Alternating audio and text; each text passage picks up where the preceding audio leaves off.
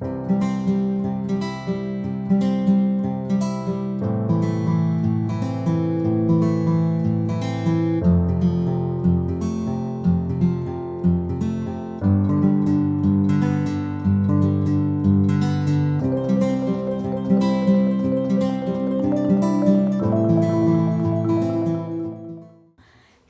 you for those words. Is there a knowing of love? Feel that today? Yes.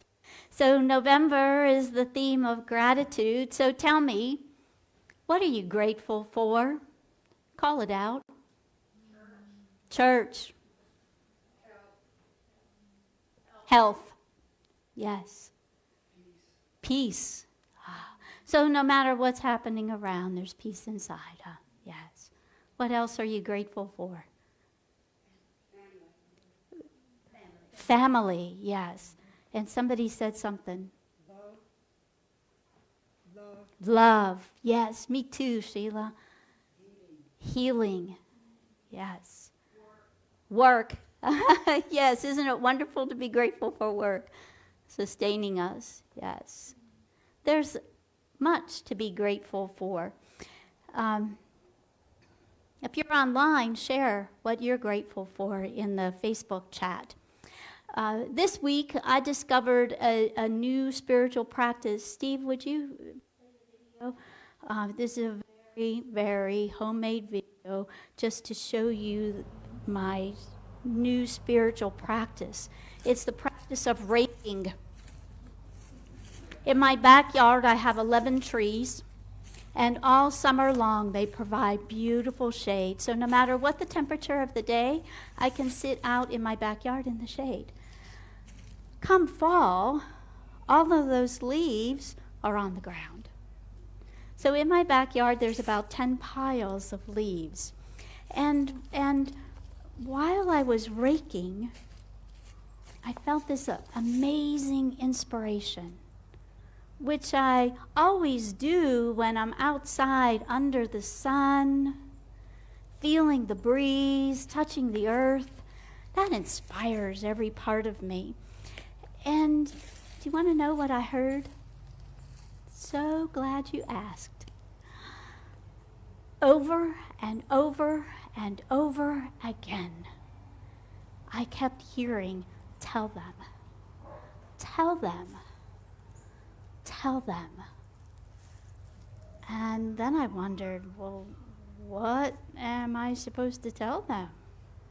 And that question, in an absolute flash of an instant, everything just poured right into me that I was supposed to tell you.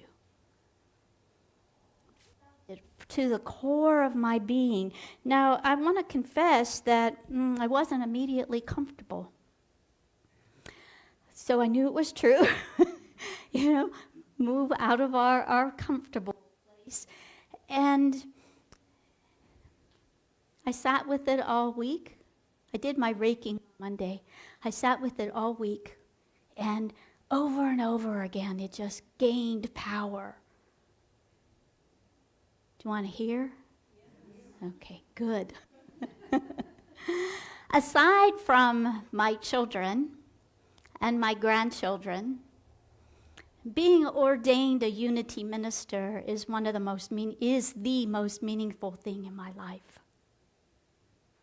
It's the most paramount experience that I've had spiritually, and then the rest of my life kind of followed along.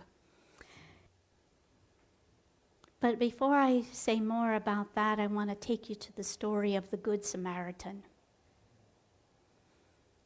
Jesus was asked, how do we inherit eternal life?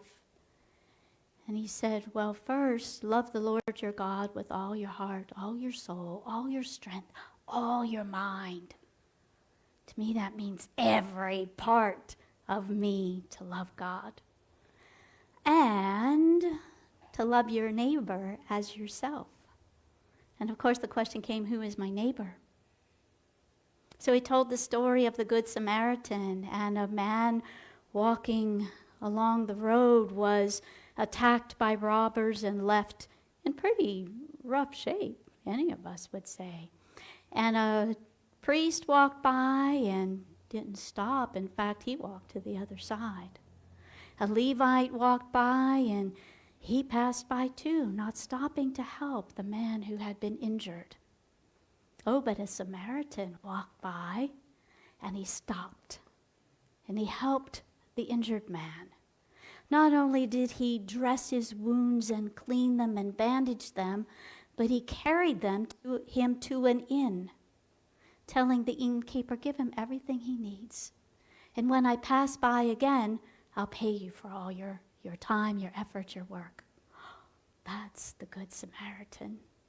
That's foundational teaching along with all my other spiritual practices. To be the Good Samaritan. So you might wonder what this has to do about me being grateful for becoming a minister. On the journey to becoming a minister, which took years because I became a licensed teacher first, I found a voice. And I found that this role of minister gave me a platform, not just here on Sunday morning, but every day out in the world. There's a platform for me to use this newfound voice,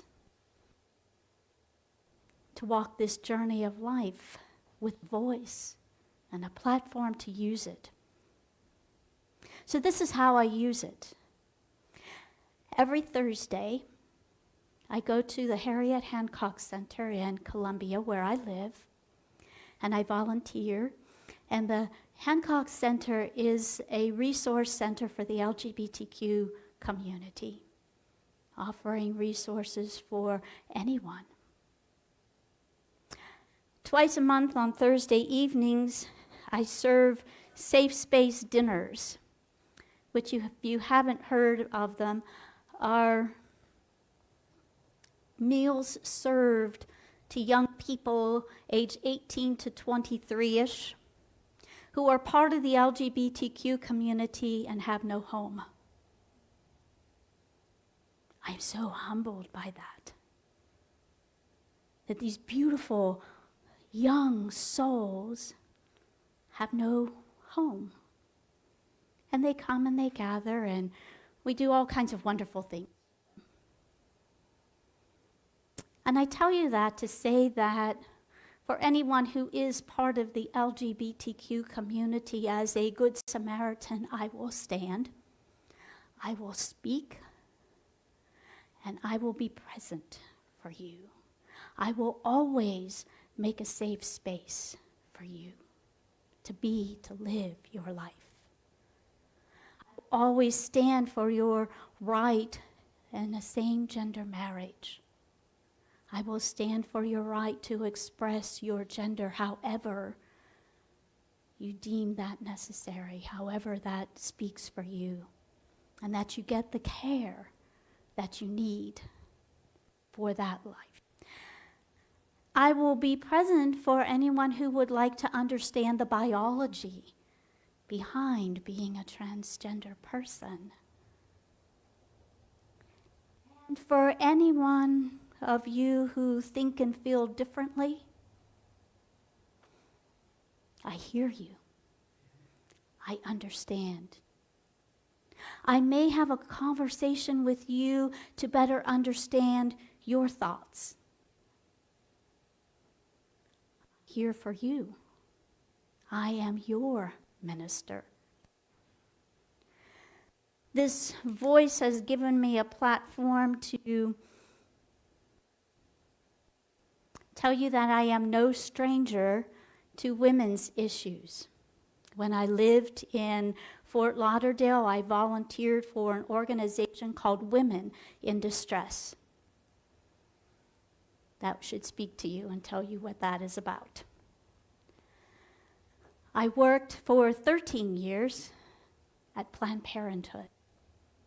I haven't always shared that openly, but I have a voice, and you need to know that. In those years, I saw many women come and go. And one of them is etched in my brain for all eternity. I could draw you a picture of her if I needed to today. And that was in the 80s and 90s. It was a rainy day in South Florida, and she stepped off a bus. I was sitting in my office, and I watched the bus drive away, and there she was with one arm in a sling, the other holding a baby, the leg in a cast knee-high, and she had a toddler holding her skirt as she crossed the street. I got to be present for her. You see, she was in a relationship that was difficult at best. Her husband forbade her to use birth control. And here she was, pregnant again. And with that experience, I knew that I have no right, I have no voice in her life but to support and honor her choice. I have no other responsibility to believe that a woman knows best what is right for her and her body. So I will stand with women, I will walk with women, and I will travel with women who deem it necessary. And for those of you who feel differently, I hear you. It's complicated, it's difficult. But seeing that woman on that day has made it crystal clear to me. But I'm here for you, and I am your minister too. Matthew 7:1-6 says, "Don't judge so that you are not judged. By whatever measure you judge, you too shall be judged. Don't look at the speck in the eye of another when there's a plank in your own eye. Don't point out to another that there's a speck in their eye until you have removed the plank from your eye. Don't judge."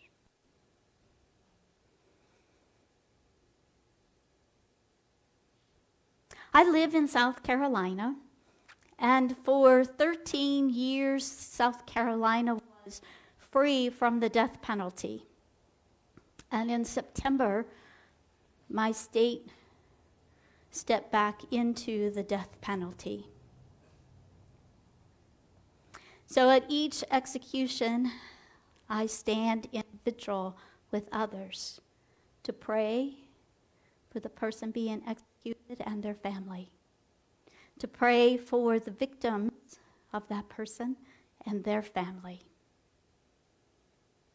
And my experience with the victims tells me, as research does, that execution, the death penalty, doesn't bring peace to the family that's experienced the violence. It doesn't bring peace or closure. Oftentimes it opens the experience up to be relived again and again. So I will stand with others so we no longer have the death penalty in my state. For those of you who feel differently, I hear you, and I do understand. And I may have a conversation with you so that I can understand you better. I'm here. I am your minister too. For those people who are of color, whatever shade of beautiful, I will stand with you. I will never be quiet. I will never leave a room or sit silently during words that are disparaging, minimizing, or diminishing another person. I will stand and I will speak. For anyone who's living with a disability, I will stand with you too. And I will never allow you to be diminished or minimized by the words of another. You see, I have a son who's a very special son. My son is learning disabled, and I am his legal guardian. And there isn't a better privilege in life. I have sat with him to hear the words of other people. I have seen the actions of other people. I have been told, "Oh, but your son's so handsome." Would it be better if he were unattractive? But he's so handsome. My son is 6'3", an image of my father-in-law, a very handsome man. And my son taught me more about love than any human walking the earth. My son never met a stranger. He would give you the shirt off his back. When he was in middle school, he came home from school in an undershirt because he gave his shirt to someone. So I will never be quiet. I will never sit down. I will always speak, and I will always stand. That, to me, is the lesson of the Good Samaritan. So for those who feel differently and believe differently and stand and speak with a different opinion, oh gosh, I hear you. I understand. And we may have conversations so that I understand you better. And I'm here. I'm your minister too. The privilege of being your minister brings me enormous gratitude because we get to walk the journey together. I get to pray with you. I get to talk with you, and I get to walk with you all along the way. This does not mean, I repeat, this does not mean that we think the same or have the same opinions. It never means that. What this means is that we study together, that we practice these spiritual teachings, and we practice living in the spiritual together, that we recognize even though we have different opinions, different thoughts, different ways of being, my goodness, look at you. You all look different. We all have our own idiosyncrasies and behaviors and habits. And if you don't think you have yours, ask the person sitting next to you. We all have them. But we are one and of one source. We are united as one. And so we can be together because we are different, because we grow and contribute to one another through our differences.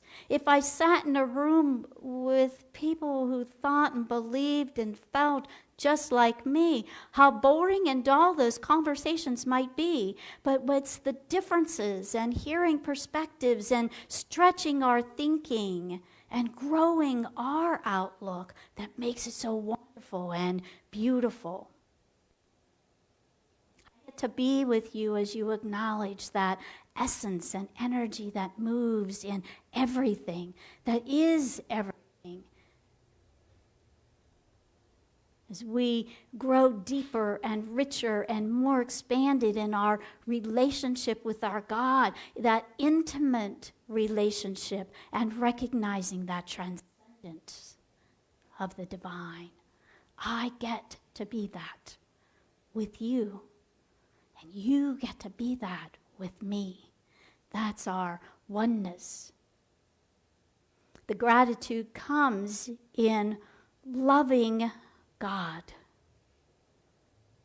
The gratitude comes in loving all of you and all beings as I love myself, as I show compassion for myself, as I show kindness for myself. This is what being in community means. This is what living the Good Samaritan means. So the question is, how do we go into the world in all that the world is asking for, weeping for, begging for, as good Samaritans, to give the world what the world needs. And what the world needs most is our love. So I give that to you with gratitude. Know that you share that out in the world.